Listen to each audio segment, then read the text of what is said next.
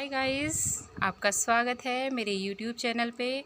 और ज़्यादा वीडियो देखने के लिए आप मेरे चैनल को लाइक कीजिए, सब्सक्राइब कीजिए। आज मैं आपके साथ एक नए टॉपिक को लेके आपके पास एक नई टॉपिक को लेके आई हूँ। चलिए स्टार्ट करते हैं अपना नया टॉपिक। हेलो स्टूडेंट्स, हमारा आज का टॉपिक है निर्देशांक ज्यामिति। इसको हम इंग्लिश में कोऑर्डिनेट ज्योमेट्री कहते हैं। आज इसमें हम कार्तीय तल पर किसी बिंदु की स्थिति का निर्धारण करना सीखेंगे। जब किसी तल पर हमें किसी बिंदु की स्थिति का निर्धारण करना होता है तो हमें मुख्यतः कुछ बातों का ज्ञान होना चाहिए। चलिए हम स्टार्ट करते हैं। ये आप देख रहे हैं, यहाँ पर बाएं से दाएं एक हमने रेखा खींची हुई है।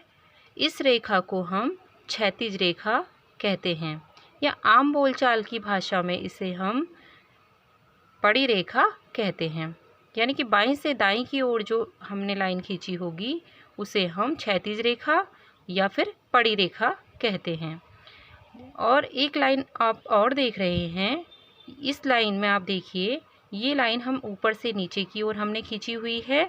इस रेखा को हम आम बोलचाल की भाषा में खड़ी रेखा कहते हैं और गणित की भाषा में हम इसे ऊर्ध्वाधर रेखा कहते हैं। किसी तल पर हम किसी बिंदु की स्थिति का निर्धारण करते हैं तो हमें परस्पर दो प्रकार की रेखाएं दिखाई देती हैं। एक जो हमने बताया क्षैतिज रेखा और दूसरी रेखा लंबवत ऊर्ध्वाधर रेखा। तो ये क्षैतिज रेखा पर ये ऊर्ध्वाधर रेखा परस्पर 90 अंश का कोण बनाती हुई इसको प्रतिच्छेद कर रही है या इसको काट रही है। आप देख रहे हैं कि ये रेखा कैसी है, क्षैतिज है और ये ऊर्ध्वाधर रेखा है। जब क्षैतिज रेखा को ऊर्ध्वाधर रेखा 90 अंश के कोण पर काटती है तो तब हम आसानी से किसी बिंदु की स्थिति का निर्धारण कर सकते हैं। ये लंब रेखाएं आप देख रहे हैं यहाँ पर। आप अभी इन नंबरिंग पे ध्यान मत दीजिए, इन नंबर्स पे ध्यान मत दीजिए। आप सिर्फ क्षैतिज रेखा और ऊर्ध्वाधर रेखा को ध्यान दीजिए।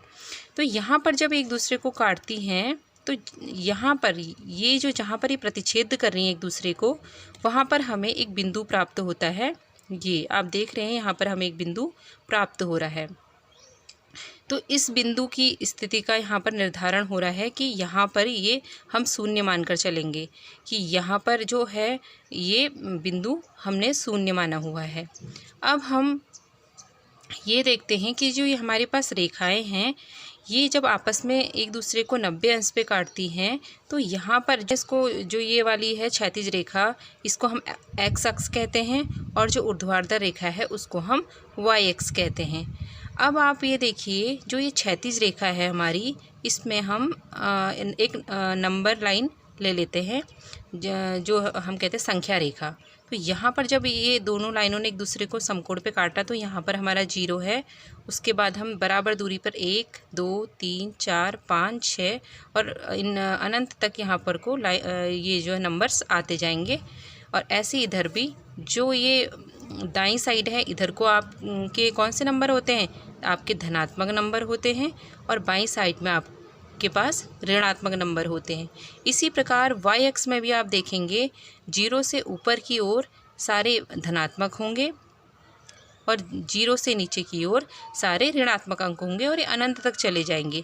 यहाँ पर हमारे पास पेज छोटा है या हमने अपनी सुविधा के अनुसार यहाँ पर 5-5 अंक ले रखे हैं। इधर धनात्मक अंक ले लिए, इधर को ऋणात्मक अंक ले लिए, इधर हमने धनात्मक ले लिया और इधर ऋणात्मक। तो यहाँ पर जो ये क्षैतिज रेखा है, ये पड़ी रेखा है, इसको हम एक्स एक्सिस कहते हैं। इसको हमने नाम दिया है एक्स ओ एक्स डैश नाम दे दिया। और ऐसे ही ये जो ऊर्ध्वाधर रेखा है इसको हमने वाई अक्ष कहा, यानी कि वाई एक्सिस हम इसको कहते हैं। इसको हमने नाम दिया है वाई ओ वाई डैश। अब आप यहाँ पर देख रहे हैं एक तल है, ये एक तल है, ये एक प्लेन है। इस पे आपकी क्षैतिज रेखा और ऊर्ध्वाधर दो टाइप की रेखा हैं और जो एक दूसरे को 90 अंश के कोण पे काट रही हैं। और यहाँ पर हमने संख्या रेखा लिख दी है पूरी, और जो क्षैतिज संख्या रेखा है और ये हमने एक ऊर्ध्वाधर संख्या रेखा लिख दी है। अब उसके बाद मैंने एक बिंदु ले लिया है यहाँ पर ए। ठीक है। तो इसकी स्थिति का हमें निर्धारण करना है। जब हमें किसी बिंदु की स्थिति का निर्धारण करना होता है तो हम उसकी एक्स अक्ष से दूरी देखते हैं और एक्स अक्ष से दूरी देखते हैं कितनी है, और वाई अक्ष से दूरी देखते हैं। तो सबसे पहले हम इस बिंदु जो यहाँ पर है इसकी दूरी वाई अक्ष से देखेंगे। ये अक्ष जो है हमारी वाई में है और वो भी धनात्मक, तो इसकी दूरी यहाँ से देखेंगे कितनी है। तो जो इसकी दूरी होगी वो हमारा एक्स का निर्देशांक होगा, एक्स मान लेंगे उसको। यहाँ से दूरी हम ब्रैकेट में एक्स लिख लेंगे और यहाँ से दूरी एक्स अक्ष से दूरी वाई निर्देशांक कहलाएगी, वाई लिख लेंगे। तो यही इस बिंदु की स्थिति का निर्धारण है कि उसमें किसी बिंदु की स्थिति को हम एक्स और वाई के रूप में लिखते हैं। एक्स जो है हमारी वाई अक्ष से दूरी है और वाई जो है हमारा वो एक्स अक्ष से दूरी है उसकी। अब आप यहाँ पर देख रहे हैं कि जो पहला जो एक्स का निर्देशांक है 1 2 3 4 5, यानी कि यहाँ से यहाँ तक की दूरी कितनी है 5। तो इस बिंदु की स्थिति क्या है, यहाँ तक एक्स का निर्देशांक 5 है और ऊपर की ओर देखें कितने डिस्टेंस पे है 1 2 3 4 5, तो वो भी कितने पे है 5 पे। तो यहाँ पर 5 और 5 इस बिंदु की स्थिति है, इसकी निर्धारण हमने ऐसे किया है। अब यहाँ पर कुछ पॉइंट ऐसे हैं याद रखने योग्य बातें हैं कि हमें पता है कि एक्स के निर्देशांकों को हम क्या कहते हैं, जो एक्स का निर्देशांक है हमारा उसको हम क्या कहते हैं, भुज। ठीक है, यानी कि वाई एक्स से उसकी दूरी हम तय करेंगे, यहाँ से यहाँ तक की जो डिस्टेंस होगी वो हमारी भुज कहलाएगी और वो एक्स का निर्देशांक कहलाएगा। ठीक है, भुज। और एक्स अक्ष से उसकी जो दूरी होगी, एक्स अक्ष से ऊपर की ओर जो दूरी होगी वो हमारी कोटि कहलाएगी, यानी कि वाई एक्स का निर्देशांक जो होगा वह हमारी कोटि कहलाएगी। अब आप इस प्लेन पे देख रहे हैं हमारा भुज कितना है, भुज हमने ले लिया है 5 और कोटि भी कितनी है 5, यानी कि जो ये है हमारा भुज है वो हमने एक्स ले लिया है और कोटि हमारी वाई है।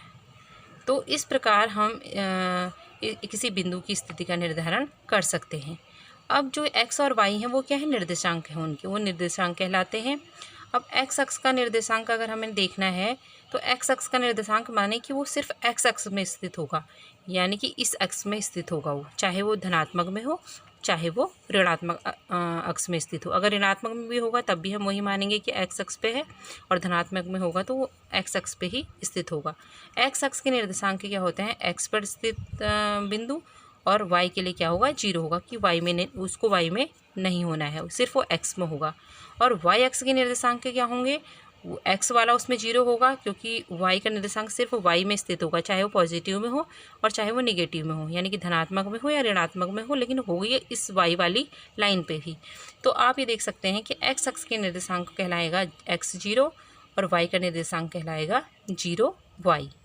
अब जब हम ग्राफ पेपर पे इसको आलेखित करेंगे तो ग्राफ पेपर आपने देखा होगा कि किस प्रकार का होता है, उसमें भी क्षैतिज रेखाएं होती हैं और ऊर्ध्वाधर रेखाएं होती हैं, और उससे बना हुआ हमारे पास एक बॉक्स नुमा एक पेपर होता है।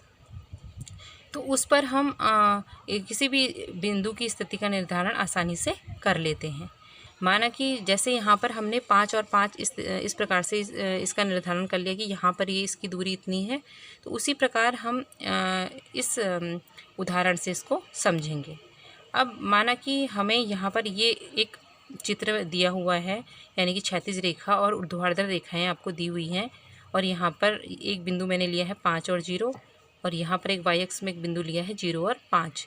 तो यहाँ पर ये जो बिंदु है ये एक्स अक्ष का निर्देशांक है, एक्स अक्ष का निर्देशांक, यानी कि एक्स का निर्देशांक यहाँ से यहाँ तक की दूरी तो इसकी 5 है, लेकिन वाई में इसकी दूरी नहीं है। तो वाई में दूरी नहीं है तो ये बिंदु यहाँ स्थित होगा, तो वाई इसका 0 है।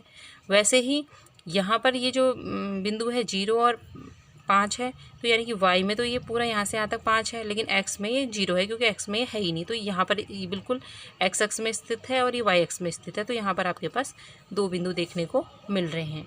अब चलिए हम 2 चरों वाली जो रैखिक समीकरण को ग्राफ पेपर पर कैसे दर्शाते हैं वो अगले अंक में देखते हैं।